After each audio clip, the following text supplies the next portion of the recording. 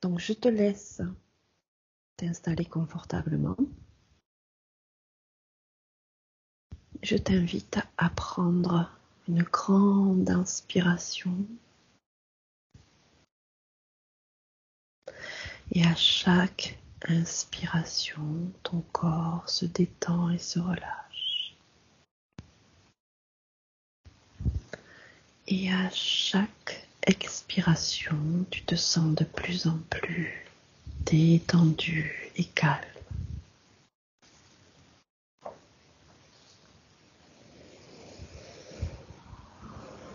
Et je vais te demander à présent de te concentrer sur ma voix et uniquement ma voix. Et celle-ci sera ton point d'ancrage durant tout ce voyage.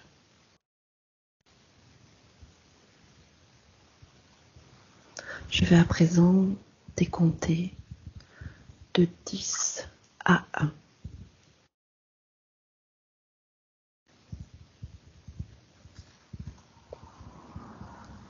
Et à chaque palier, ton corps sera de plus en plus relaxé, de plus en plus détendu. Et tu t'enfonceras de plus en plus profondément dans cet état d'hypnose.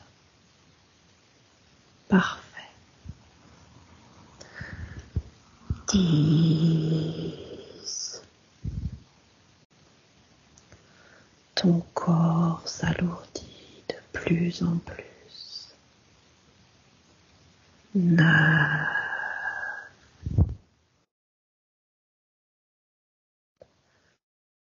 8.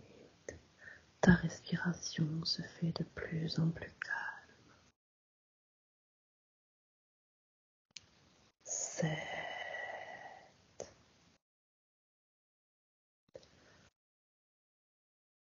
8.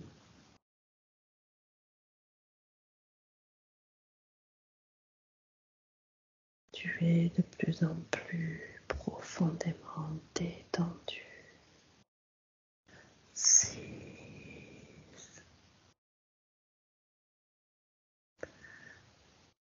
5.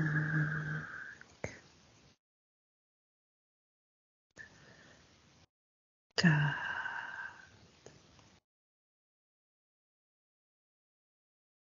Ton corps est de plus en plus lourd. 3. Tu relâches tout ton corps et tout ton esprit. 2. Tu es maintenant dans un état parfait d'hypnose profonde. 1.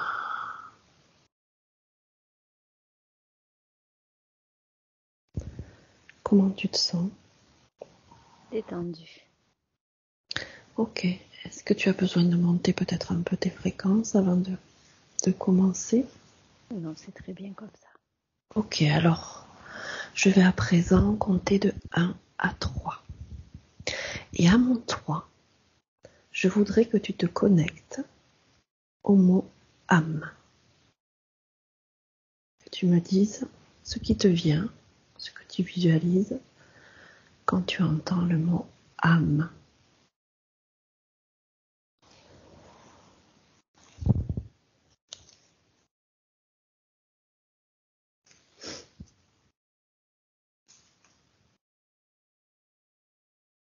Je vois une grande aura, Ouais, une unité avec plusieurs couches superposées les unes sur les autres, ouais.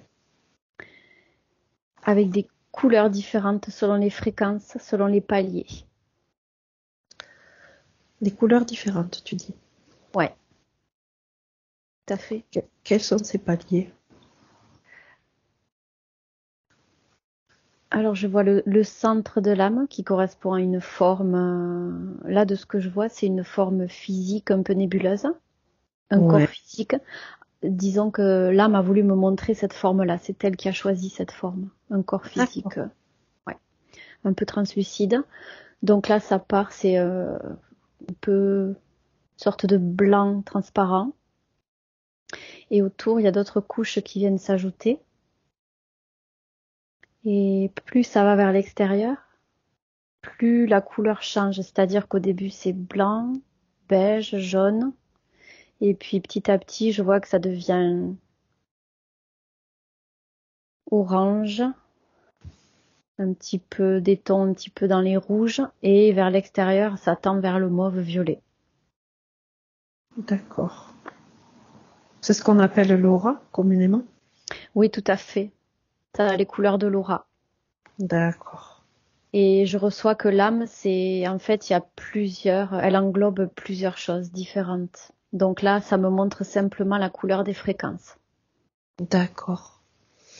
Et bien justement, je voulais voir pour un souci de compréhension, pour qu'on puisse bien comprendre, puisqu'on utilise beaucoup de termes par rapport à l'âme.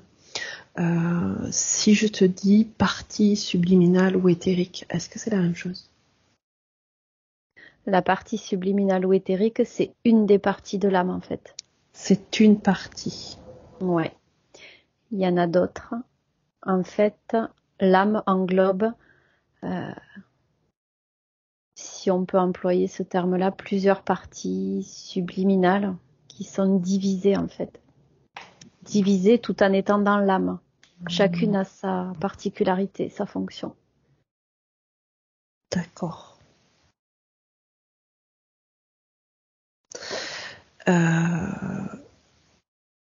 Donc nous, par exemple, en HRE, qu'est-ce qui serait plus adapté d'utiliser? En HRE, ça serait plus l'âme ou la conscience. D'accord. Parce que la partie subliminale correspond, de ce que là je perçois, à une vie. Donc il y a plusieurs vies, plusieurs parties subliminales qui correspondent à des morceaux, en quelque sorte, de l'âme, qui sont à divers endroits au même moment, en fait. D'accord. C'est multidimensionnel. Oui. Donc là, tu me disais que l'âme est constituée de plusieurs parties, un petit peu comme le corps physique que l'on décompose, nous, par exemple, en corps mental, corps émotionnel. On pourrait diviser comme ça l'âme? Oui, c'est ça. Il y a plusieurs parties qui la constituent, tout à fait, oui. Et chaque partie a une activité différente, du coup? Oui, une mission différente et une expérience différente, que l'âme a choisie, bien sûr. Une expérience aussi différente? Oui. C'est-à-dire? En fait, une expérience, ça correspond à une vie terrestre. Donc, il y a une partie subliminale dans une vie terrestre, une autre partie subliminale dans une autre vie terrestre. Et là, je reçois l'image, quand je parle d'âme, c'est toujours cette image qui m'est montrée, le cercle, un grand cercle. Et l'âme est au milieu c'est le point du cercle, en fait, le centre. D'accord. Et chaque point qui constitue le cercle correspond à une de ses vies, dans laquelle elle a choisi d'envoyer une partie, et qui ont lieu toutes au même moment, ni passé, ni présent, ni futur dans cet espace. Donc c'est ça, tout combiné, donc la partie subliminale, tout combiné crée la conscience. Tout à fait, l'âme ou la conscience, oui. D'accord. Et donc quand tu dis qu'elle est sur plusieurs vies terrestres, elle peut être sur plusieurs vies terrestres en même temps, sur la même ligne de temps, sur le même plan?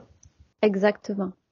D'accord. C'est-à-dire que là, ce que je vois, par exemple, c'est que dans notre vie actuelle, on peut être face à une personne qui est une de nos parties subliminales dans un autre espace-temps. D'accord. Puisque tout se mélange, tout se superpose. Il n'y a plus de date, il n'y a plus de temps, en fait. Tout a lieu là et tout est disponible à ce moment-là. Donc, on peut être face à nous-mêmes dans la même vie. D'accord. Et du coup, c'est intéressant. Oui. Donc, si on était amené, par exemple, ou si tu peux trouver quelqu'un qui a été amené à croiser sa partie subliminale dans cette même vie, qu'est-ce que ça génère? Ça génère une reconnaissance. On sent que cette personne, on la connaît de quelque part. On Ouais, a comme une reconnexion, comme un électrochoc un peu, tu vois ce que je veux dire? un petit peu comme on pourrait appeler l'âme sœur. C'est un peu Exactement. ce... Ouais. Oui, ce qu'on appelle communément l'âme sœur, en fait, c'est ce qui n'est pas. En fait, c'est très global comme terme et c'est pas toujours très juste, mais ça correspond à cette sensation. En fait, ça peut être. Ça serait plus ça que la rencontrer l'amour. On est d'accord? Oui, tout à fait. Mais c'est vrai D'accord. que c'est un peu comme quand les personnes parlent d'âme sœur. Oui, c'est cette sensation-là qu'on a, comme si on avait déjà vu, on reconnaissait cette partie. Ça nous semble évident. Voilà, c'est de l'évidence qu'on ressent au moment où on est face à la situation, à la personne. Et ça peut arriver souvent que l'on se croise sur une même vie ou c'est vraiment quelque chose de très rare? Est-ce que tu peux avoir accès à ça? Oui. Et en fait, c'est assez fréquent. C'est très régulier, Ah oui. puisqu'il y a tellement de vies différentes, d'expériences différentes sur plusieurs espaces-temps. Ça peut tout à fait arriver. Je vois même qu'on peut être nos propres grands-parents. Notre partie subliminale peut être à la fois nos grands-parents et nous. Et c'est très déstabilisant, en fait, pour la 3D, dans le monde 3D, parce Oui, que nous, on est dans le passé, présent, futur, sur une dimension linéaire, et ça peut bousculer de voir ce type de vérité. d'accord. Donc souvent quand on parle comme ça de reconnaissance et finalement de famille d'âme, ce serait plus une partie de nous. Oui, tout à fait. En fait, les familles d'âmes. Alors ça me dit que les familles d'âmes, ça fait partie pareil, de la connaissance un petit peu New Age, où en fait, Oui, c'est pas vraiment des familles d'âmes, puisque tout vient de cette même unité. c'est ça. Donc ça a Ouais, été galvaudé effectivement par ce voilà. fameux New Age Eh, et tout le principe de famille d'âme, d'âme sœur, de flamme jumelle et j'en passe. C'est tout à fait ça. Ah, C'est des oui, termes qui ont pas vraiment la vraie signification. C'est galvaudé et c'est pas vraiment la réalité de la situation. d'accord. Donc ça c'est très très intéressant. Ouais, en fait, ça me dit que là, il faut faire attention aux termes qu'on emploie pour pas se fourvoyer dans une voie qui nous ferait croire autre chose que ce qui Mais est. oui, mais oui, tout à fait. Mm. D'accord. Je suis tout à fait d'accord avec ça. Euh, donc, est-ce qu'on peut dire que notre âme, donc dans la partie globale, on va revenir sur l'ensemble qui constitue l'âme en fait, est-ce qu'on peut dire qu'elle est omnisciente, cette âme?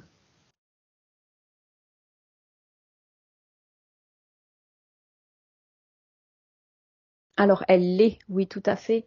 Euh, Sauf si la personne n'est pas connectée à sa partie subliminale, donc elle n'a pas accès du coup à son âme. Mais l'âme, elle, Mais en tant qu'âme, en tant que sur le plan, on va dire subtil, elle est connectée au tout, donc elle connaît elle sait. ah oui, oui, tout à fait. Oui, sur le plan subliminal, elle est omnisciente totalement. Ouais, en Voilà. tout point. Ça, c'est tout le temps. Ouais. Et voilà. Et par contre, euh, comment elle est, donc comment notre âme est reliée à notre corps physique. Alors là, je vois déjà la première chose qui m'est montrée, c'est la corde d'argent, celle qui se rend à la mort. Ouais, Déjà, ça c'est pour relier le plan physique au plan subtil. Et cette âme, en fait, elle est reliée par. Là, je vois plutôt au niveau de la tête, au niveau du chakra coronal. C'est plus par là que les choses viennent. Tu sais, les intuitions, les flashs, les choses comme ça. ouais, Tandis que d'accord. ça passe par le haut du corps, par la tête, le troisième œil et coronal, ces choses-là, ces Ouais, endroits-là plutôt. Mm. ok. Et est-ce que, tant qu'on y est, est-ce que une âme veut dire qu'il y a forcément incarnation? Non, pas du tout. Une âme peut choisir de rester dans les plans subtils. Elle n'a pas forcément envie d'aller expérimenter ou pas tout de suite. Ou enfin, là, il y a une dimension temporelle pour nous dans la 3D pour nous faire comprendre. Ouais. Mais là-haut, elle peut rester très longtemps sans s'incarner. Et il y a même des âmes qui n'ont jamais été incarnées en fait. Il y a encore des âmes qui n'ont jamais été incarnées. Oui, et qui ne s'incarneront jamais, tout à fait. D'accord. Par choix. Par choix, oui. Quand elles sont sur ces plans subtils, en fait, quelle forme elles ont? C'est quoi, une énergie? C'est une énergie, elles prennent la forme qu'elles désirent. Elles se montrent à nous souvent de la manière la plus simple pour nous de les reconnaître ou de la façon qui nous parle le plus. C'est-à-dire, elles se montrent à nous ici, sur le plan terrestre? Oui, sur le plan terrestre, généralement, c'est sous la forme d'un corps, puisque pour que ça puisse parler à la personne qui est dans la 3D. Parce que si elles se montraient sous forme d'énergie, ça pourrait soit effrayer, soit ne pas du tout parler à l'humain qui visualise. D'accord.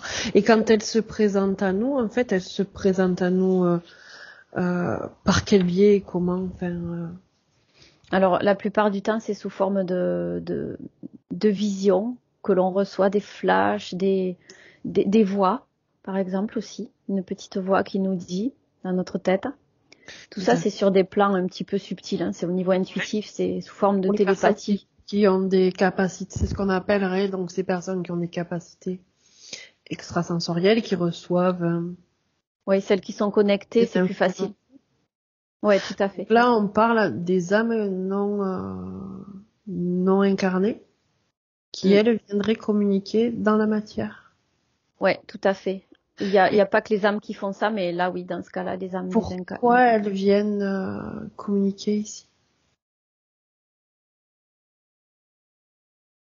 En fait, des fois, c'est pour remettre la personne sur la voie, sur son chemin, ce pourquoi elle est venue expérimenter. Parce que je vois beaucoup d'humains qui se perdent sur leur chemin. Ils sont venus pour une mission bien précise et ils se perdent en cours de route parce qu'ils mentalisent, parce qu'ils ont des soucis et Ouais, parce qu'ils voient pas au-delà de la matière en fin de compte et ils font pas attention à leur guidance intérieure. d'accord. Mais du coup, est-ce que ça, c'est pas plutôt le rôle de notre propre âme que celle d'une autre? Si, tout à fait, mais parfois il y a des âmes qui sont là pour aider les humains aussi, qui ont du mal justement avec, qui sont pas forcément à l'écoute de leur âme. Il y a des âmes qui ont simplement une mission de guide dans les terres et qui ne D'accord. sont pas là pour s'incarner, mais qui sont juste là pour transmettre la connaissance en fait aux humains. D'accord. Et du coup, mais est-ce qu'elle passe directement par la personne physique ou est-ce qu'elle passe à travers l'âme Alors en de fait, la personne? d'accord, je vois ce que tu veux dire. Comme c'est un tout en fait dans les terres, elle passe par l'âme de la personne, mais ça constitue une seule unité en fait. Ça se fait naturellement. Tout est en un en fait. C'est l'unité. D'accord. C'est ce qu'on appelle communément la connaissance universelle, ce qui est employé comme terme Oui, oui, oui, actuellement. oui. Mm. D'accord. Euh, donc, on peut considérer de toute façon que dans tous les cas, notre propre âme, elle nous sert de guide. Oui, tout C'est à notre fait. guidance intérieure. Exactement. Donc, quand on a des informations euh, et qu'on emploie des fois le mot guide, finalement, c'est notre propre guidance à nous. Est-ce que Oui, c'est... le guide, ce qu'on appelle guide, c'est notre guidance intérieure. Et une autre âme qui cherche à guider un humain, une autre âme, par exemple, comme on vient de voir là, qui n'est Ouais. pas incarnée, qui guide un humain, ben, c'est à travers notre propre âme à nous. Mais comme je disais, tout forme un tout. Donc, en fait, on dissocie parce qu'on est dans la 3D. Et c'est Oui, vrai qu'on mentalise un peu. Mais dans les terres, de ce que je vois, tout constitue une unité, en fait. Tout se met ensemble. oui. Donc, qu'est-ce qui fait que certaines personnes euh, arrivent à avoir cette connexion, cette guidance, à l'entendre en tout cas, et d'autres pas? Quelle est la raison Ou la cause éthérique liée à ça? Alors là, ça me dit que en faisant son propre silence intérieur, en étant capable d'écouter ce qui vient, les intuitions qui nous viennent naturellement. La première intuition, celle qui vient tout de suite comme ça. Là, c'est là que ça marche le mieux, c'est là que ça fonctionne le mieux. Les personnes sont connectées parce elles sont arrivées à se détacher du mental, D'accord. de la Donc, réflexion et de la matière. d'accord. Donc on peut dire que notre premier interférent, nous ici, euh, ça serait notre mental et notre ego. Oui, tout à fait. Déjà, la première chose, c'est celle-là. Quelqu'un qui se perd dans son ego, dans son mental, dans ses problèmes terrestres, là, c'est un énorme frein pour qu'il puisse se connecter. D'accord. Donc en fait, ça serait presque comme si notre âme euh, euh, était asservie à notre mental, c'est-à-dire qu'en fait, on ne peut pas entendre la voix de notre âme, qui est donc notre intuition, parce que on est sous le joug de nos croyances, de nos programmes, de tout ça. Exactement, tout à fait. Ça fait une sorte de pollution. Là, je vois un parasitage, du brouhaha. Tu vois, ça se présente à moi sous forme d'un gros nuage noir qui empêche la guidance, la propre guidance de la personne, en fait. Elle peut pas s'entendre, elle peut pas entendre son âme. D'accord. Donc ça, c'est bien ce qui va interférer, et euh, donc ça, c'est une interférence, on va dire, propre à chacun, Oui. terrestre. Et est-ce qu'aussi le fait qu'il y ait une interférence par contre sur notre partie subliminale a ce rôle aussi finalement de non-connexion à notre propre guidance? Oui. Oui, tout à fait. Il y a ça, donc nous-mêmes qui sommes notre propre frein, mais il y a aussi des interférences dans les terres qui peuvent se greffer par-dessus nos propres failles. C'est-à-dire que si on se détourne de notre propre connexion à nous-mêmes, ben du coup, ça va créer une faille, et cette faille-là, elle risque d'être comblée par des interférents de l'éther, justement. D'accord. Et du coup, qu'est-ce que ces interférences? Là, je vais parler, voilà, en fait, du coup, si on a ces interférences, mais le fait justement que l'on soit euh, sous l'emprise de nos pensées, nos croyances, nos programmes, de nos émotions, quand elles sont exacerbées, est-ce que c'est justement ça qui ouvre une brèche à une interférence sur le plan subtil? Alors oui, si elles sont exacerbées, ça peut effectivement, par exemple, si c'est des émotions telles que la colère, la tristesse, la détresse, toutes ces émotions-là, à partir du moment où c'est négatif, forcément ça double la possibilité d'interférence. Ça peut pas le faire avec des émotions positives comme de la joie, par Voilà, exemple. donc, et donc un esprit complètement sous le joug aussi des programmes et des croyances, c'est aussi une ouverture, une faille, en tout cas. Exactement. Oui, tout à fait, parce que ouais, il est complètement déconnecté avec les programmes, etc. Le but de ces programmes, c'est justement de déconnecter le plus d'humains possible de leur âme, de leur soi divin, de leur supérieur plutôt. D'accord. Mm. Ok. Et du coup, l'âme, quand elle s'incarne quand elle se réincarne dans un corps physique, quand elle arrive, de quoi elle est porteuse en fait? Elle est porteuse de toutes les expériences qu'elle vit, oui, on ne peut pas dire qu'elle a vécu puisque tout a lieu au même moment, comme je l'expliquais au début. Elle est porteuse de toutes les expériences qu'elle a choisi de vivre dans toutes ses vies confondues. Alors qu'elle a choisi, je précise bien, il y a un petit bémol, qu'elle se soit faite leurrer ou pas, parce qu'il y a beaucoup de leurres. D'accord. Qu'est-ce qu'on appelle l'heure du coup pour une âme? Ben, en fait, une âme, quand elle s'incarne, elle voit ce qu'on appelle communément dans le New Age les guides de lumière. Tu sais, c'est la fausse lumière en fait. Oui. Et du coup, elles se font leurrer par ces âmes-là, ces entités-là qui ne sont pas justement des êtres de lumière, comme on les appelle. C'est juste des entités basses qui cherchent à se nourrir toujours plus de l'énergie, de détresse des humains, de tristesse, de colère, tout ça. Donc elles lui promettent monts et merveilles si elles reviennent dans cette vie-là. Et c'est comme ça qu'elles se font leurrer, elles acceptent, elles signent le contrat implicitement, entre guillemets. Et elles revivent la même vie ou une autre vie ou qui va y avoir des problèmes, ou elle va être mal, ou elle va pas vivre ce qu'elle veut vivre en fait. Et ces entités-là se nourrissent justement de la détresse de l'humain. C'est ce qui les fait revenir, parce qu'elles se sont faites avoir. D'accord. Donc en fait, elle rejouerait en boucle Oui. des situations, euh, des, euh, des rôles, Oui. qui les maintiendraient dans une fréquence basse.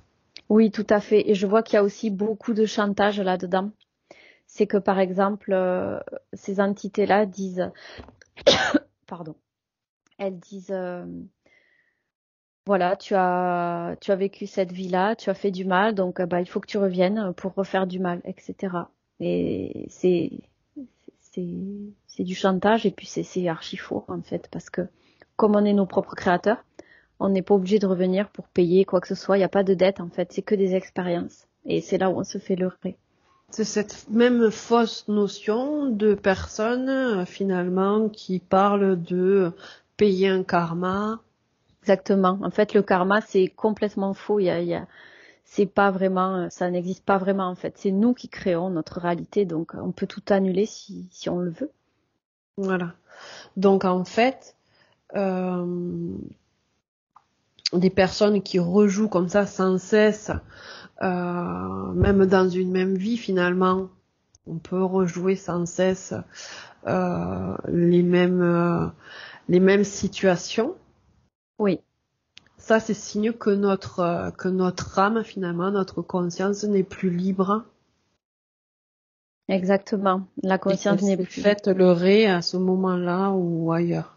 Ouais. Et pour ça, pour en être certain, c'est vrai que l'idéal, enfin, la seule solution, c'est d'aller voir dans l'éther qu'est-ce qui s'est passé. Et oui, Mais oui, la plupart du temps, c'est ce que je vois dans l'éther. Je vois les reptiloïdes qui sont tapis là et qui essayent, avec un sourire, de leurrer les humains. Je les vois bien là. d'accord.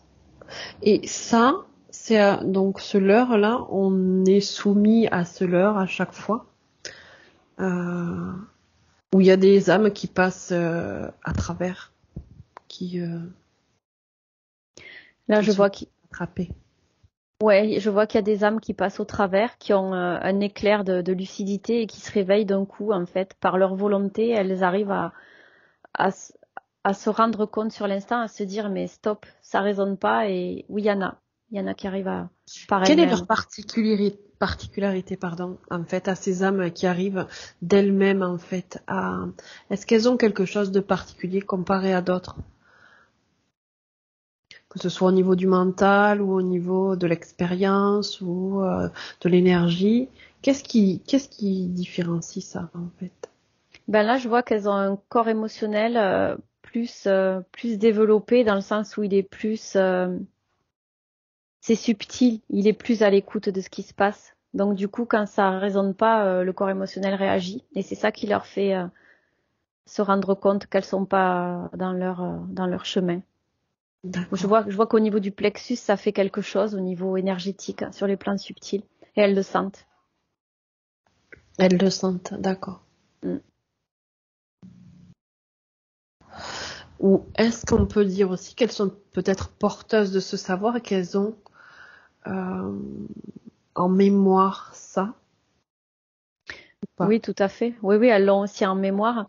Et c'est aussi des âmes. Ça, c'est le deuxième volet que je vois. Elles sont un petit peu plus, je sais pas si on peut dire évoluées, mais il y a des âmes qui sont absolument pas, comment dire, sur le même degré d'évolution que d'autres âmes. même si ça constitue l'unité. C'est pas les mêmes évolutions, les mêmes expériences. Donc certaines sont plus au-dessus en termes d'expérience fréquentielle. Et donc là, c'est plus facile pour elles D'accord. de se connecter, de se rendre compte. C'est ce que donc on est vraiment sur des fréquences différentes. Donc en fait, quand des personnes naissent, elles naissent avec des fréquences différentes et du coup des connaissances, un savoir, pas comment on peut, une mémoire peut-être, Oui, on peut appeler oui, ça. oui. Je préfère même ce mot-là, mémoire, qui fait que finalement, euh, au bout d'un moment, elles vont se rappeler de ça. Oui, en fait, la mémoire, comme tu l'appelles, c'est tout à fait ça. C'est logé dans l'ADN, en fait. C'est la Dans somme l'ADN. de tout ce dans chaque brin d'ADN, c'est la somme de toutes les expériences qu'elles ont faites, toutes vies confondues, sur ce fameux point central du cercle. D'accord. Et donc C'est ce cet qu'on peut. ADN sur le plan Ouais. subtil est transmis dans chaque vie. On revient avec cet ADN et ces mémoires qui sont cachées. Et cet ADN, donc, il communique avec l'âme. Et par quelle partie du corps, en fait, est-ce que c'est par ces chakras ou Alors en fait, c'est par chaque cellule du corps humain. par chaque cellule? Ouais, parce que l'ADN il est dans chacune des cellules du corps. Et en fait, du coup, ça permet de communiquer entre les plans subtils et le plan physique. D'accord. Ok. Maintenant, j'aimerais, si tu veux bien, qu'on regarde euh, ce qu'il en est de ce qu'on appelle les blessures d'âme. Ouais. Est-ce que déjà on est ok pour dire que l'âme peut être blessée et du coup l'âme ressent les émotions? Qu'est-ce que tu peux regarder ça? Alors là, sur l'âme, déjà, je vois une masse énergétique dessus, à un endroit précis de l'âme. Une sorte de nuage. C'est quelque chose qui est par-dessus l'âme, en fait. Comment le décrire? C'est difficile parce que Par-dessus là, l'âme, comme un ouais, filtre, comme une espèce de ouais, voile. ouais, une espèce de voile, quelque chose un peu plus nébuleux.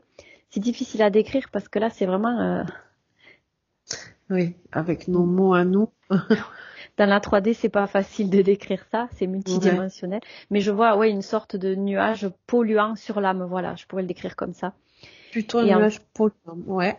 ouais, tout à fait. Et du coup, ça influe sur l'âme, ouais, ça. Mais je la vois quand même inatteignable.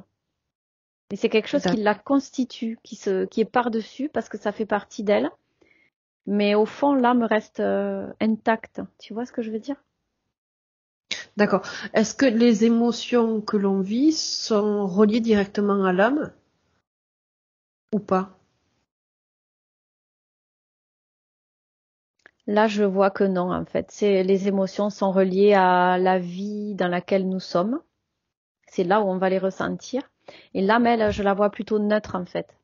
Avec D'accord. cette somme de bagages qu'elle porte avec elle, comme cette espèce de petit nuage par-dessus. Ça, c'est des choses qui font partie d'elle, mais qui ne l'atteignent pas. Ça la constitue seulement. C'est ce que je reçois. D'accord. Donc en fait, quand on parle de blessure d'âme, c'est pas la bonne formulation. Oui, c'est un petit peu galvaudé là aussi parce que l'âme, en fait, elle reste, elle est parfaite à l'origine. Donc, blessure d'âme, on pourrait appeler ça plutôt blessure de vie finalement. Hmm. Donc qu'est-ce qui est blessé finalement là? Si ça serait plus notre partie, Oui, presque notre mental, notre ego, plutôt que l'âme. ouais, en tout cas, c'est pas vraiment l'âme, je dirais plus la partie subliminale qui, qui constitue l'âme parce qu'il y Qui en a, constitue l'âme. Oui. ouais, il y en a des milliers en Peut-être. fait, si on peut dire. Ouais. D'accord. Est-ce que c'est ça qui constitue la mémoire aussi? Est-ce que ça reste ancré en mémoire, ces Absolument. blessures en fait? Donc c'est plutôt la mémoire dans les parties subliminales? Exactement. Et là, tu vois, j'ai quelque chose qui me vient. C'est-à-dire que, par exemple, quand on arrive dans une vie avec justement ce que tu me décris là, ces mémoires qui font partie de la partie subliminale, tout ça, ça se met dans notre ADN, tout l'ensemble de ce qu'a vécu l'âme. Et c'est pour ça que certaines fois, quand on revient dans une incarnation, on a une phobie de quelque chose et on ne sait pas d'où ça vient. Eh bien, ça fait partie de cette partie subliminale blessée qui a eu lieu sur un autre espace-temps, dans une autre vie, etc. Voilà. C'est aussi, tout est dans l'ADN en fait. C'est pour ça que des fois, on a des choses qu'on ne comprend pas dans chacune des vies et on a accès à tout cet ensemble qu'on a vécu tout le temps quand on veut dans notre ADN. Oui, et c'est ce qu'on appelle aussi nos mémoires cellulaires. Exactement, c'est tout à fait juste ça. Tout à fait. D'accord. Donc est-ce que du coup, pour décristalliser ces mémoires, est-ce que tu peux regarder ça? Est-ce qu'on peut travailler sur le corps physique par différentes techniques ou on ne peut désengrammer ces mémoires que sur le plan subtil justement? Alors là, on peut le faire que sur le plan subtil. Très bien. Parce que si tu veux, le plan physique, c'est la découlante du plan subtil. C'est juste le reflet de ce qui se passe dans le plan subtil. Et on peut soigner le corps, bien sûr, on peut faire des choses sur le corps, mais ça restera de la surface. Si on veut travailler en profondeur sur les mémoires cellulaires, sur les blessures subtiles, les soies supérieures, il faut le faire en modification de conscience. Ouais. Donc dans tous les cas, il vaut mieux commencer par là et après, à la limite, faire un nettoyage du corps. Exactement, tout à fait. Le corps, après, ça sera la suite logique en fait de ce qu'on aura fait. De toute façon, c'est interrelié. Hein. On peut partir du plan subtil, mais pas du corps. En général, c'est l'inverse, ouais. C'est l'inverse. Dans ce sens. Ouais. Tout comme on pourrait dire que finalement, les personnes cherchent à se relier par des techniques, encore une fois, à leur âme, à leur conscience. Et finalement, c'est plutôt la conscience qui vient, elle, à nous et pas l'inverse. Tout à fait. Tout à fait. C'est la conscience qui vient à nous. Bon, après, on peut essayer de s'y relier aussi, tout à fait, quand on a perdu la connexion ou qu'on peut avoir des réponses. Mais oui, généralement, c'est la conscience qui vient. D'accord. Et pour pouvoir justement laisser place à cette conscience venir, enfin du moins l'entendre, donc on entend bien par le biais donc de notre intuition. Ça, on était ok avec ça. Oui. Il faut se débarrasser de toutes nos propres croyances, de toutes nos propres, on va dire, de toute la partie programmation, toutes les émotions aussi finalement qui sont souffrantes, pour pouvoir laisser passer ça.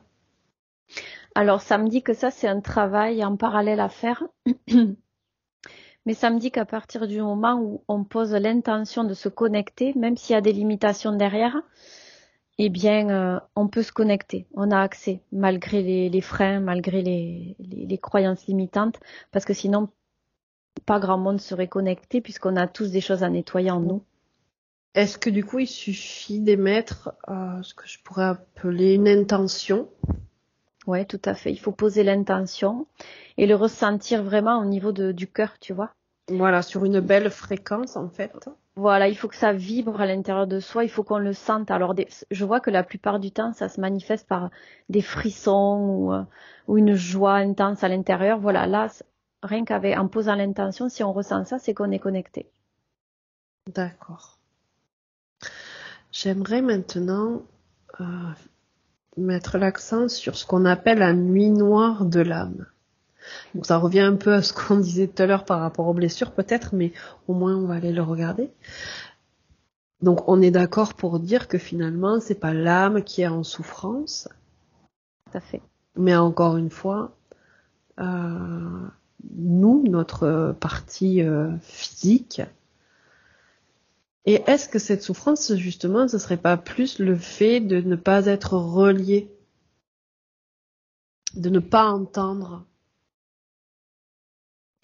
Oui, il y a de ça, d'être soit pas relié, soit déconnecté, parce que tout est fait pour qu'on se déconnecte actuellement. Ça, on s'en aperçoit. Il y a ça, mais il y a aussi les personnes qui se sont faites leurrer d'entrée. Donc, du coup, elles ne peuvent pas être dans des fréquences où elles sont connectées, puisque le but c'était, sans même le vouloir directement, elles ont choisi de revenir et elles sont déjà déconnectées, quoi. D'accord.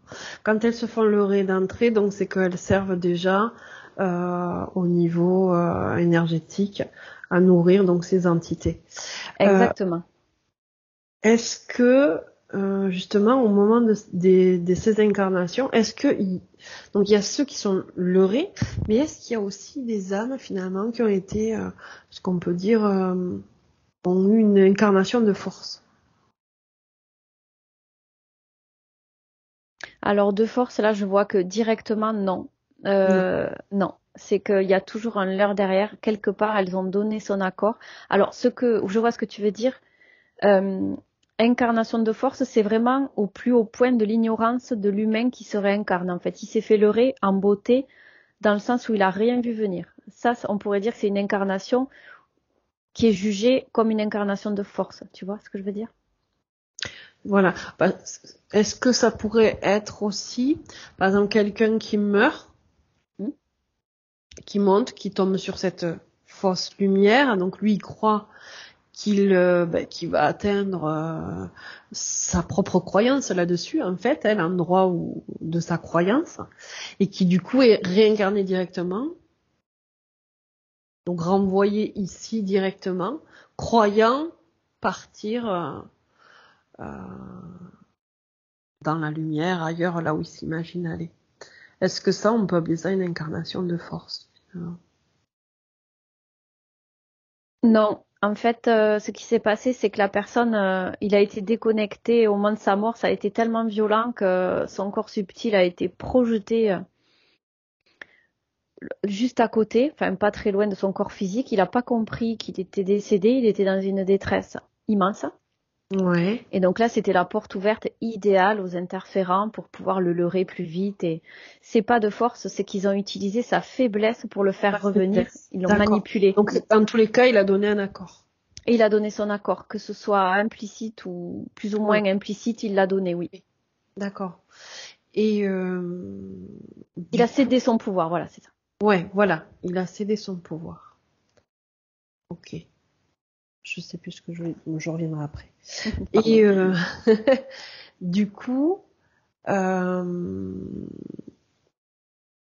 ah oui, voilà, c'est ça que je voulais dire. En fait, donc, ce qui serait bon pour nous, c'est de comprendre ici qu'au moment de notre mort, on peut se faire leurrer. Donc, on pourrait préparer dès à présent, finalement, un petit peu notre sortie, entre guillemets, en,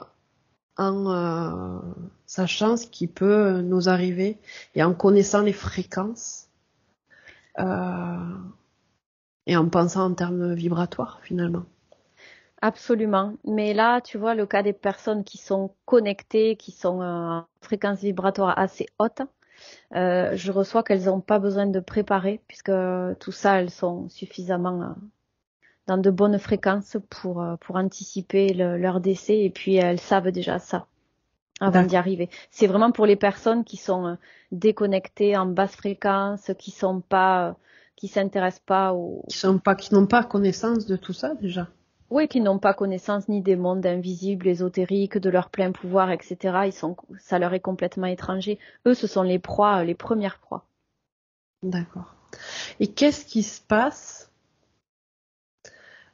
pour une âme qui revient depuis très très longtemps et qui ne sort pas de cette roue là en fait, qui à chaque fois revient, resserre de nourriture et de nourriture. Est-ce que quelque part ça crée quelque chose de négatif sur sa partie subtile, sur son âme justement? Est-ce que ça peut créer quelque chose ou pas? Sur son âme, non. Sur ses parties subtiles, disons elle va avoir un sacré nombre de parties subtiles dans des fréquences de souffrance finalement. Toutes ces parties Mais subtiles, du coup, vont être... d'accord, il peut pas en rester sans interférence. oui, là pour le coup, elle peut avoir des vies où tout se passe bien, mais là je vois une majorité de vies où ça se passe pas bien. Et c'est l'image que j'ai de l'âme. L'âme est parfaite sous la couverture, entre guillemets, si on peut appeler ça. Tu sais ce que je te disais tout à l'heure, le nuage noir superposé Noir. sur l'âme. Ben là, je vois plein de petites formes comme ça sur l'âme. L'âme est intacte, mais elle a ça par-dessus elle, en fait. D'accord. Maintenant, on va revenir sur l'âme. J'aimerais que tu me dises, lorsque l'âme s'incarne, est-ce qu'elle a un but précis?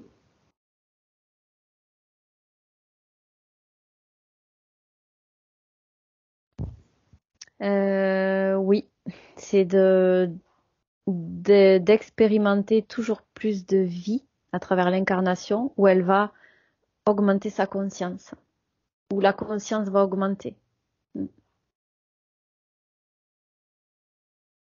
L'évolution. D'accord. Est-ce qu'on peut parler de ces fameuses missions de vie?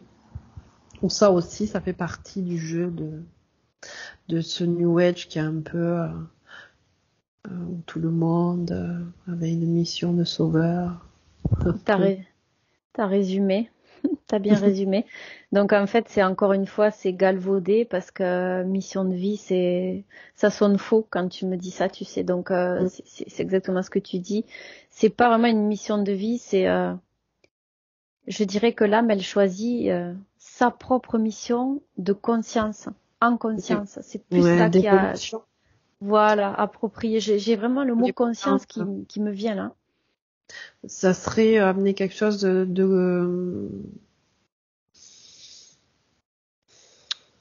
une évolution sur le plan humain en fait. Alors à travers le plan humain, ça va provoquer une évolution sur les plans subtils. C'est-à-dire sur les plans C'est- subtils. ouais, c'est-à-dire que la partie subliminale, quand elle aura expérimenté sa vie, où elle venait pour justement expérimenter la conscience, elle va remporter ça avec elle et elle va la ramener à son âme. Et ça va justement se mettre sur l'âme, tu sais, comme les petits nuages D'accord. là. Mais Et cette donc fois-ci, ce sera plus plus positif. plus il y aura d'âmes en fait qui évoluent en ce sens, plus l'énergie sur les plans subtils va augmenter. Oui, tout à fait. Oui, D'accord. tout à fait. Parce qu'en fait, chaque âme qui ramène une expérience de vie où elle a évolué en conscience, où elle a créé de l'énergie, une bonne énergie, bah du coup, la vibration de l'âme augmente, tu vois. D'accord. Et chaque âme qui vit des expériences en conscience, dans le tout, ça grandit et tout change dans le bon sens en fait. Tout monte en vibration et en fréquence. D'accord. Donc on pourrait dire que du coup, ça aurait presque un impact sur tous égrégores existants dits entre guillemets négatifs. Oui, parce que du coup, quand une âme évolue en conscience, elle impacte forcément l'égrégore. Et si chaque âme Ouais. évolue en conscience, ben les égrégores, ils se dissoudront par eux-mêmes naturellement, si toutes les âmes font ce travail. D'accord. Ok. Euh, donc, ce qu'on peut regarder et ce qu'on peut se dire aussi par rapport à ce qu'on a vu auparavant, c'est que du coup, quelqu'un qui arrive à recevoir cette connexion donc de sa conscience, de son âme, euh, a forcément ce qu'on appelle euh, accès à des capacités extrasensorielles. Oui, tout à fait. Plus il y a de la conscience, plus on va poser les intentions nécessaires pour pouvoir avoir justement cette connexion. D'accord. Et du coup, on parle souvent de dire que finalement, l'essence de l'âme, elle peut être guérisseuse en fait. Est-ce que justement, ça c'est juste ou c'est faux? Tu peux regarder ce que tu perçois. Alors là, ça me dit que déjà, on est notre propre guérisseur. Faut-il encore qu'on soit connecté à notre soi supérieur? Donc c'est pareil que toutes ces capacités, finalement, tout le monde, Oui, ce qu'on peut appeler le magnétisme, finalement, peut y avoir accès à voilà, son c'est ça. et à son système d'auto-guérison. Tout à fait. Et c'est juste une question de fréquence. Il y a des âmes qui sont moins élevées en fréquence, comme je disais au début, c'est vrai. Mais à partir du moment où l'âme est connectée au corps, enfin, c'est là que ça monte les fréquences, que la conscience augmente. Et du coup, plus ça augmente, plus on prend conscience qu'on peut être notre propre guérisseur et qu'on n'a pas besoin de l'autre. C'est pour les personnes qui ne sont pas conscientes et qui n'ont pas posé Ouais, les intentions et qui sont surtout pas montées dans les bonnes fréquences pour ça. ouais, d'accord. Euh, Qu'est-ce que je voulais revenir sur quelque chose? Euh, Comment, euh, parce que souvent, tu sais, les personnes euh, n'arrivent pas à discerner entre les messages de leur âme, finalement, et celle du mental. Hmm. Est-ce que tu peux voir comment on peut être sûr, finalement, euh, de recevoir ce message de notre propre guidance, en fait?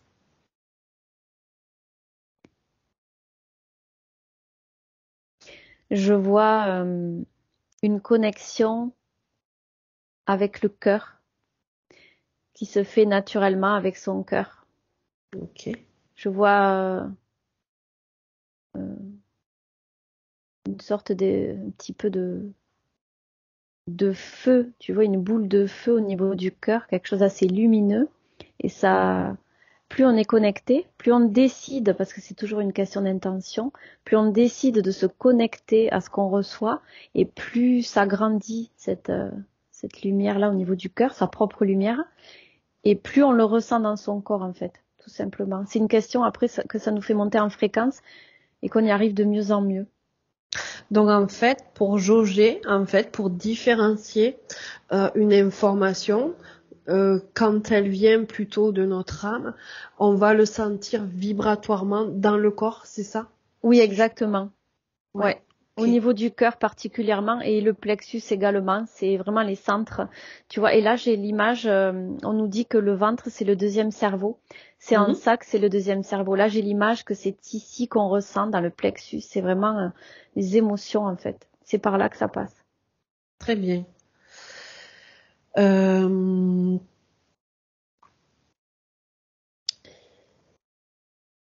J'aimerais maintenant, on va aller un peu plus loin. Euh, on entend parler de fragmentation d'âme. Je Est-ce savais que que, t'allais m'y amener.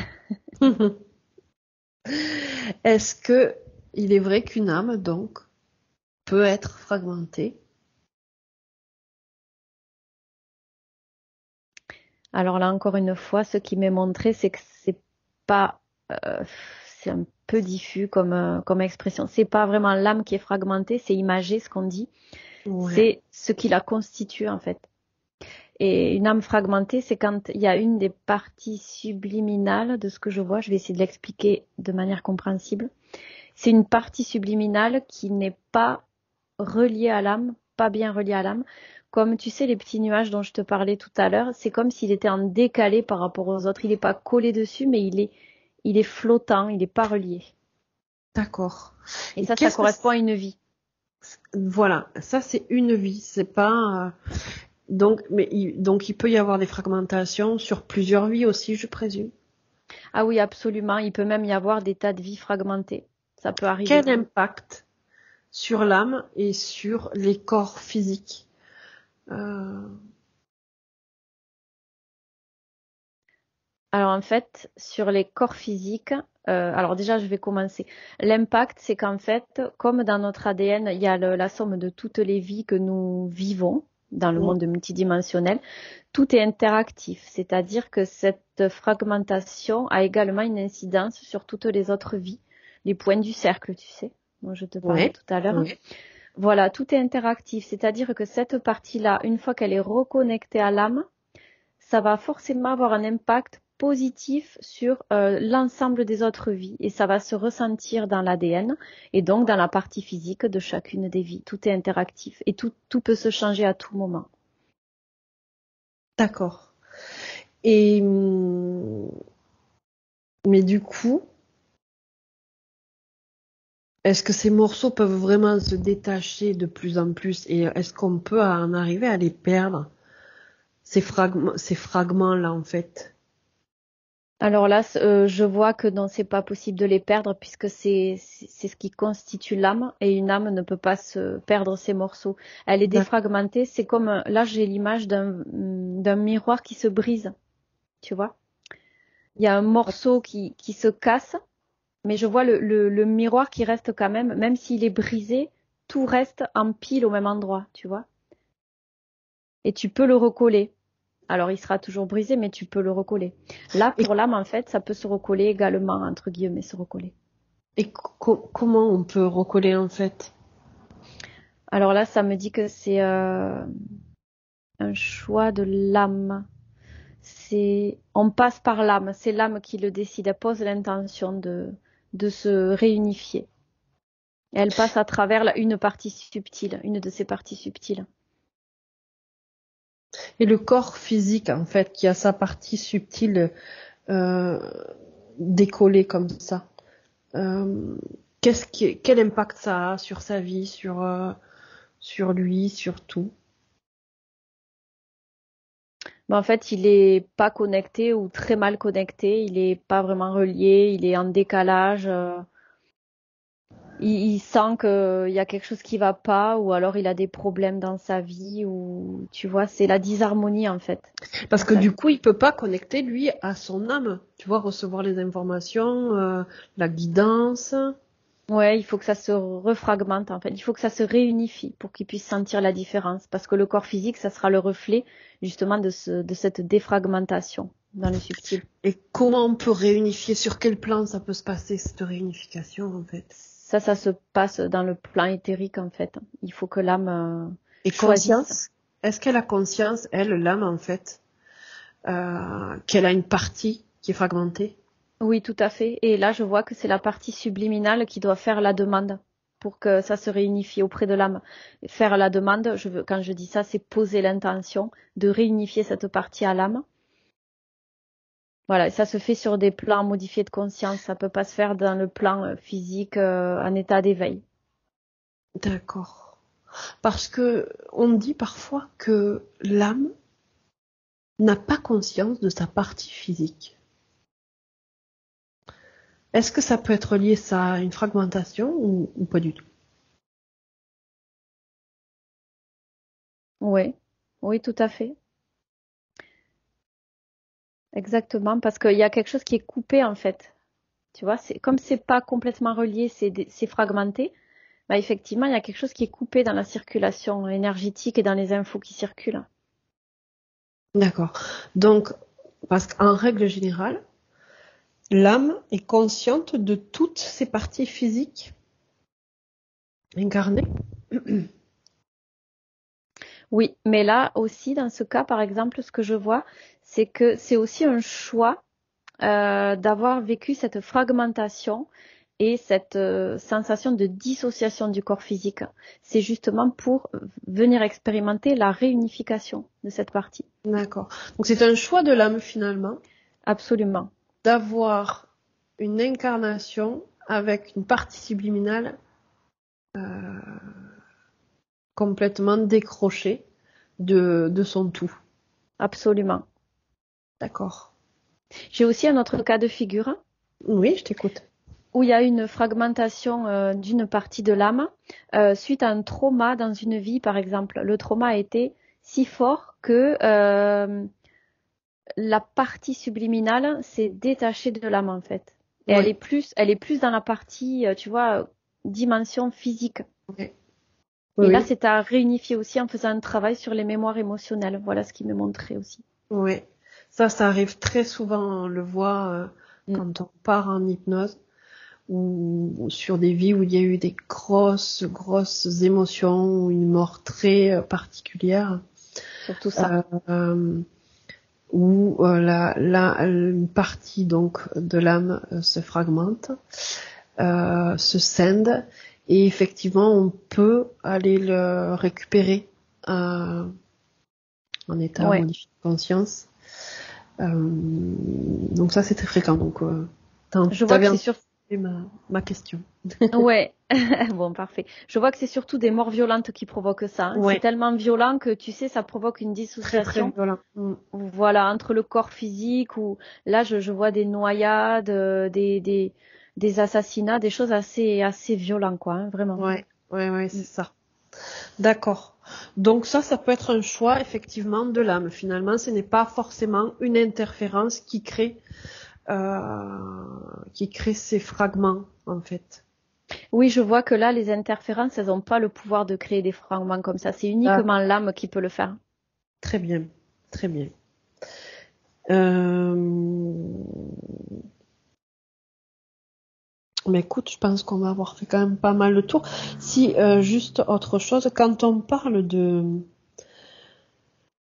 recouvrement d'âme,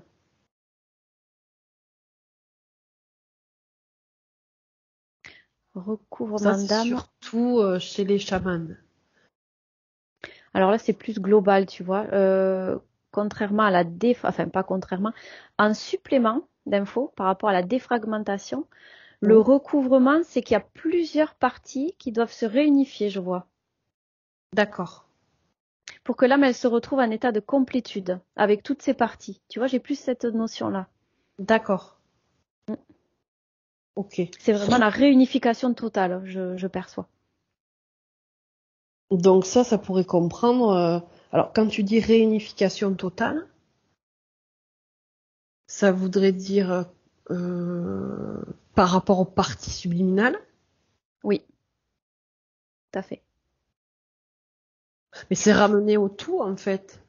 C'est comme si comme si on voulait ramener toutes les parties subliminales, revenir au un en fait. Oui, c'est C'est ça. de là, hein, c'est C'est ça. ça. Ouais, la défragmentation, c'est une simple partie de l'âme, alors que le recouvrement, c'est vraiment la totalité de l'âme que l'on. Je vois, tu sais, quelque chose qui revient en un centre, tu vois. Ouais. C'est À vraiment global, ouais. l'unicité. Ouais. L'unicité, tout à fait. C'est exactement le terme approprié. Et du coup, je voulais te demander si tu pouvais regarder ça, mais on avait vu qu'il y avait différentes fréquences, on va dire, quand on revient en fait, hein, quand on est, donc on est enfant, on, est-ce qu'on est tous euh, connectés à notre mémoire d'âme, finalement, ce qu'on peut appeler notre bibliothèque d'âme, et que l'on perd au fur et à mesure où l'on grandit cette connexion, puisque finalement on se rend bien compte que quand on est enfant, on est plus connecté entre guillemets à ce tout, et qu'en grandissant on rentre dans des programmes finalement, et on oublie cette connaissance qu'on pouvait avoir étant plus jeune. Oui, parce que là, en fait, quelque part, on s'éloigne de plus en plus des plans subtils et on s'ancre de plus en plus dans la matière, puisqu'on est là pour expérimenter dans la 3D. Donc forcément, du coup, ben, ça a un impact. Je vois l'enfant qui prend à cœur, complètement à cœur sa mission de vie et du coup, il se met dans la matière. Pour lui, c'est comme un devoir. Et du coup, petit à petit, il perd pas tout ça. Il a en lui, mais il en est de moins en moins conscient. Il s'en rappelle de moins en moins. Il faut vraiment qu'il fasse un travail au-delà de. Là, je vois que c'est au-delà des 7 ans, 7, 8 ans. Ouais. Oui, on perd un peu toute cette connaissance que l'on a Ouais. étant enfant. Et qu'est-ce qui fait? Est-ce que c'est vraiment plutôt tout ce qui est les programmes sociétals, familiales, qui font que finalement on inculque des croyances qui font que ça prend le dessus sur Oui, tout ça? Tout ça, c'est fait pour nous déconnecter. Il y a beaucoup de choses qui sont faites pour nous éloigner de tout ça, sur des plans subtils et pas que, sur le plan physique aussi, avec les politiques, les choses comme ça. Les croyances limitantes de nos parents, de nos enseignants, tout ça. Ça, c'est sûr que c'est en partie à cause de ça. Mais il y a aussi le fait que, là, j'ai vraiment la notion de l'enfant prend à cœur sa mission de vie et il s'éloigne petit à petit du subtil, malgré lui, parce que c'est quelque chose qu'il devrait toujours garder en lui. Mais comme il est influencé par tout ça, et il se sent le devoir vraiment de suivre le mouvement, et c'est ça qui le déconnecte consciemment, on va dire, de toutes ces connaissances qu'il a en lui, dans son ADN. Ok. Bon, mais je pense qu'on a fait pas mal le tour. Donc on pourrait dire que pour devenir une conscience de plus en plus libre, en tout cas, il faut déjà avoir conscience qu'on a une âme. Il faut, ouais, là, ce que je vois, c'est, ce qu'on me dit, c'est qu'en fait, c'est avoir conscience de sa propre unité, de son propre pouvoir créateur. Voilà, d'avoir confiance en tout cela, d'être conscient. Et ça me dit aussi que le problème de l'humain, c'est qu'en fait, il cherche à tout prix des preuves à tout. Donc il y a des choses qu'on ne peut pas prouver, qu'on ne peut pas être connecté à sa conscience, on ne peut pas le prouver et pourtant ça existe. Ça me dit que c'est le mal de l'humanité de vouloir prouver ce qui existe dans le visible. Oui, de vouloir prouver, voilà, l'impalpable, Exactement. et du coup de ne pas avoir conscience que tout est à l'intérieur de nous et que finalement on a tout ce qui est extérieur est plutôt un frein Tout à fait. à qui nous Ouais. sommes. Oui, ça me dit que justement c'est l'extérieur la plupart du temps qui nous déconnecte de notre propre intérieur et c'est en ça que ça me dit notre propre pouvoir, notre souveraineté, elle est sapée par l'extérieur. C'est pour ça qu'il faut se tourner vers l'intérieur pour pas se laisser polluer. Ouais. Et bien je crois qu'on va clôturer là-dessus parce que c'était une très belle conclusion. En tout cas, si tu as pas d'autre chose à rajouter.